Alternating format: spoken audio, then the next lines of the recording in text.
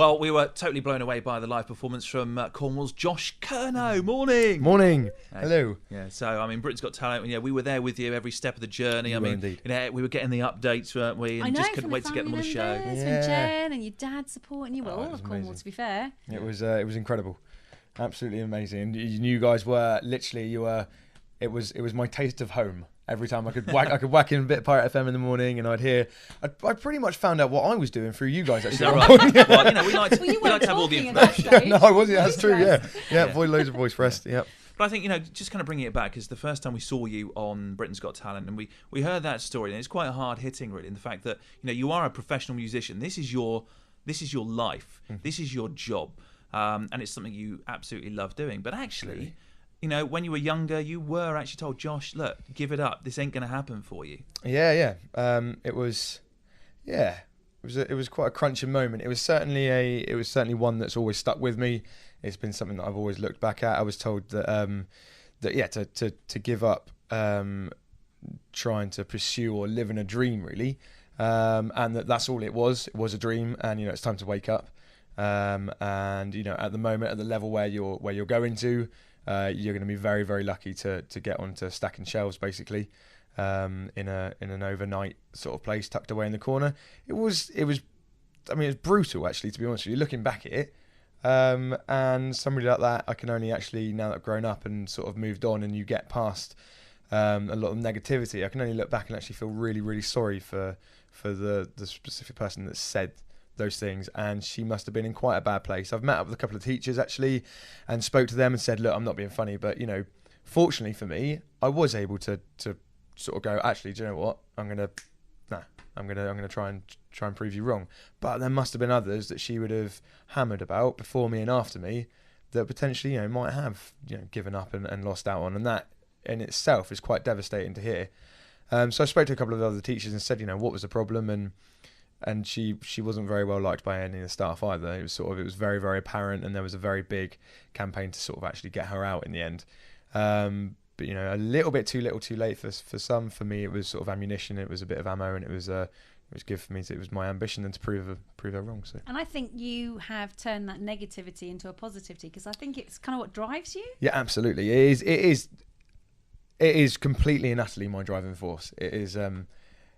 And it still is now, massively. It was actually only last night I was talking about it to Jen, and saying that, we were talking about quite a lot about my dyslexia and how much Britain's Got Talent focused on that as quite a big point in that, and it was, social media is a lovely thing. It's an amazing thing. We're using it right now. Hello. But it's very much in the fact of people get to voice their opinion, which is the best thing about it. Any criticism is good criticism. I got a lot of it when I was younger. No doubt we're going to continue to get it forever onwards, and it is a great thing. It keeps you grounded. But there's a lot of people that obviously in these TV shows, they do look for the sob story. And as much as we very much try to stay away from the dyslexia point of view and the teacher almost point of view, it very much got picked up on and brought to light from public and from BGT. And as amazing as that is, because in the long run it's done greater good, and it's let people now see that you can, as cliche and as cheesy as it is, you can follow your dreams and all the rest of it. It is amazing, but at the same time, it's kind of a way of being like, right, okay, dyslexia isn't the reason why I am not the reason why I'm carrying on. It was very much my teacher. That very much is my ambition. That is very much my drive. My dyslexia is something that I've had. It just basically means that everybody that asks me to sign something, I have to say, and who am I signing it to? And then they tell me, and then I go, and how do we spell that?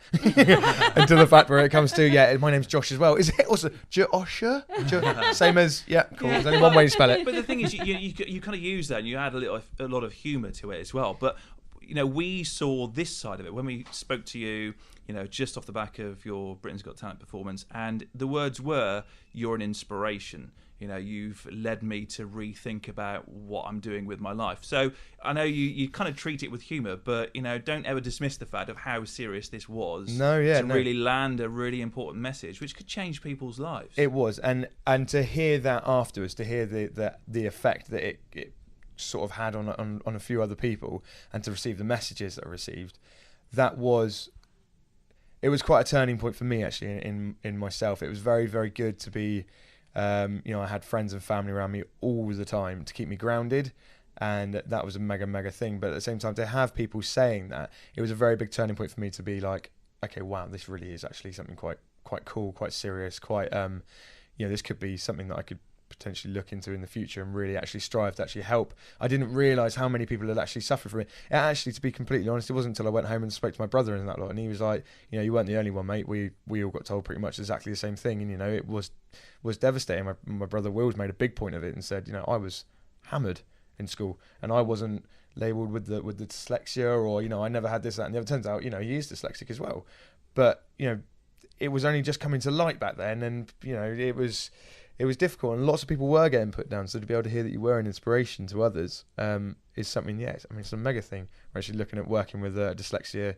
It's not so much a charity, but it's more of a sort of a foundation for people that really, really suffer with dyslexia and that were genuinely told they can't make it anymore, and then obviously develop really bad anxiety and lots of different things that go with it. So we're going to be working with a couple of guys in that respect, and trying to get people sort of boosted up and more encouraged and been like, do you know what? Boost their self-esteem. Yeah, I think absolutely. you do that through music. Yeah, well, that's music is that's me. That's my sort of way of channeling it. That's the only reason why I am who I am today, is because of the opportunities I've been given by people around in Cornwall and now around the UK, and because I was very, very much a man of very, very few words. I didn't like talking. I certainly didn't like confrontation. So to go out and to be able to play was something that was a real big thing for me. And obviously, the more you do that, and the more you just got to accept that, this is part of the parcel. And I suppose you come out your shell more. And I kind of want to tell and help others that have gone through similar things to me, just haven't quite got out the other side yet, to go, do you know what? Just come with me for a bit, and we'll walk you out of it. If I can do it, you can certainly do it. It really is one of those things. Yeah. Well, it's the music speaks for itself, but it really is the stories behind the music as well. And I think cheers for your honesty, and and well done for what you're doing so far. Thank you so Thanks for coming much. in and performing live for us at Pirate FM. And thank you very much. Come back. The door's always open, and you're always welcome. Guys, you've been amazing. Like everybody, you guys, the team, the station. Is literally, I really, really honestly mean it from the bottom of my heart. Thank you so much, because it has been an amazing journey for me, but also this was one of the biggest ticks on my bucket list, was to be able to get airtime or some sort of play or just something. Even if I just rang up and said, look, there's been a crash. There hasn't. There's something's happened. It's give me a call back. This is gonna be breaking news. Yeah, anything. But to be able to actually come here and talk to you guys face to face and have your support has been amazing to me. So thank you so much. You're welcome. Josh Curnow, cheers. Cheers, guys.